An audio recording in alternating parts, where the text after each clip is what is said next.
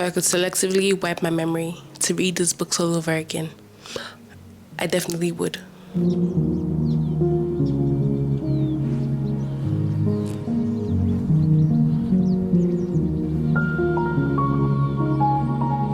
If something were to happen today and I selectively lost my memory to every book I've ever read, here are a few books that I would definitely be reading again, just because they're so good and because of when I read them. So I would say maybe nostalgia plays a factor in how good I think these books are, but I feel like I just have good taste. No one can really argue with that. There are few things I love more than a good book, but one thing that I love more than a good book is a good book that can make me change my perspective on things. A good book that could transform the mind. So here are some of my favorite books that I've read and wish I could read all over again from the beginning. Number one, I judged this book by its cover, sadly, and I did not read it for a very long time because it's not actually my book. I randomly found it at home and I was like, I'm going to the sticks for the next few months and I do not have a phone, so I need a book to read. So I picked this book before we traveled and I was stuck somewhere without a phone for I'll probably say 6 months, and this was in 2017, very long. And I took only one book. Actually, I took 2 books. I love both, but this was the most memorable one because I love a good fiction book. So this book is Russian Spring by Dennis Jones. So this is a spy, Soviet Union, KGB kind of situation, kind of book. So the book takes place in Soviet Union, Russia. At least it begins in Soviet Union, Russia, and then we kind of see the collapse of the Soviet Union and how at some point the KGB was in charge of everything in Russia. And it just takes you very deeply into what the experience is or was in Soviet Union, Russia. So this book was written in 1986, something like that. And I did not read this book until 2017. And I absolutely loved it. If I could wipe my mind and read it all over again, I probably would. I definitely would because it was really good. And for the longest time, I did not want to read this book because I was like, why am I reading something called Russian Spring? But then it shocked me. It surprised me. And I was like, you really shouldn't judge a book by its cover because it's really, really, really good. Really good. Almost 10 years later, and I think of this book randomly. Another book that I've read, but I wish I could read the book all over again right now, but you can't find a digital copy and you can't find a copy for sale online, which is very weird because it's been decommissioned. Nobody sells it. Very rarely do I even search it up and see the correct book. Talk less of actually finding a version to download. But this book was probably seized by my principal because I was reading this in school. Don't know why you seize a book while I'm reading this in school, but hey, I am not the principal of the school. One of my many books that was seized that I never got back, unfortunately. The name of the book is called Sins of Omission and I absolutely love it. I can't remember the author's name. I would check that and put it on the screen, but it's a very good book. It takes place in Paris and it's about a family drama and generational wealth. Who does not love generational wealth?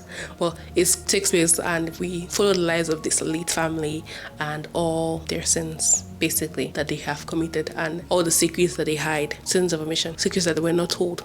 Anyways, the next book is by John Green. This was before I knew John Green was Hank Green's brother. I just thought they were 2 random men named Green, if I'm being real. And it's called Looking for Alaska. I read this book in 2013, 2014, 2015, one of those 3, and absolutely loved it. Read it, passed it around with my friends, and we all read it and we loved it because for some reason we thought maybe Alaska would be alive or if Alaska was actually dead, because for some large part of the book you're kind of suspended in, is she dead or is she alive? Is this actually real or did she just actually escape, even though it wasn't a situation to be escaped from? But it makes you think. It was a very interesting book and I absolutely love it. If I were to read it again, all over again, I probably would. If they wipe my memory, I definitely would, because it was very interesting in your formative years and it was something that we had long discussions about afterwards, and I miss those days where we could be reading a book in between classes and then discussing them.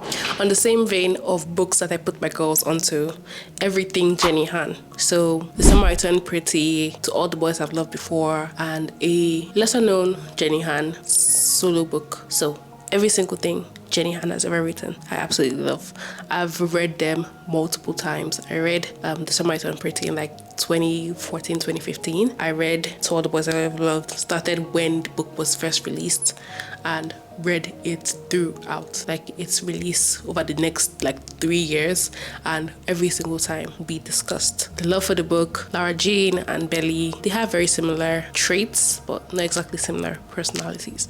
But yes, loved the books. So everything Jenny Han. That's why I love watching Jenny Han movies, because I've read the book and I'm like, even though this show is not as good as the book, it's close enough, so we're going to take it. Same in the same vein of things I read when I was like 15, 17, Cassie West books. So I read Cassie West books, and they were like kind of like the first books that put me on to time warping, time travel, not exactly, but time warping, time travel, soul shifting kind of fantasy books, and I absolutely love them.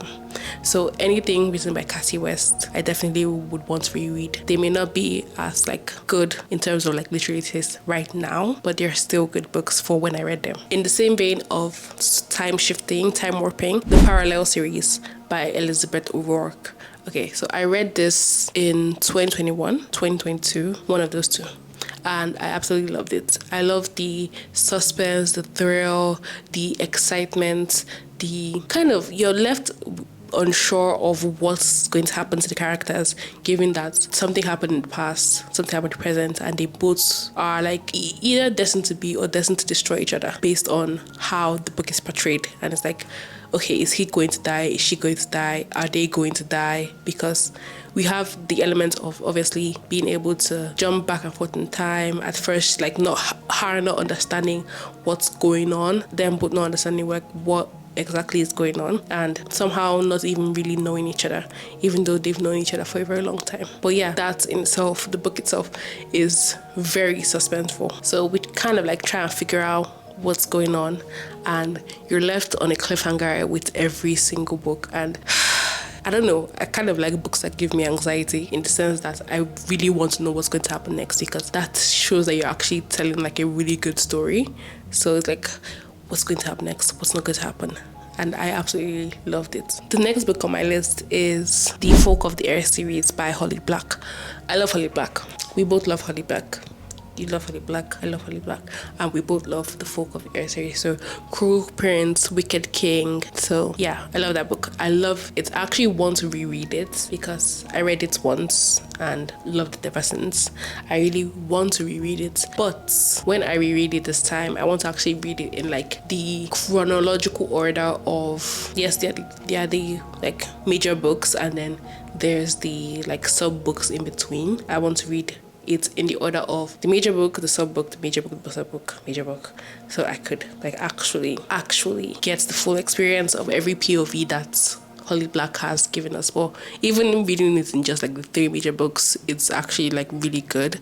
She has very great world building skills, and you're just immersed in the situation, immersed in the book, in like you're left questioning everything you know with every chapter. So it's like very good, like really, really good. And every book, every chapter like builds on the characters, and it builds on like their personality. So even if you want to hate the character, you're like, I can't really hate you because of your experience. And you're like, oh my God, I'm so attached to you. Why?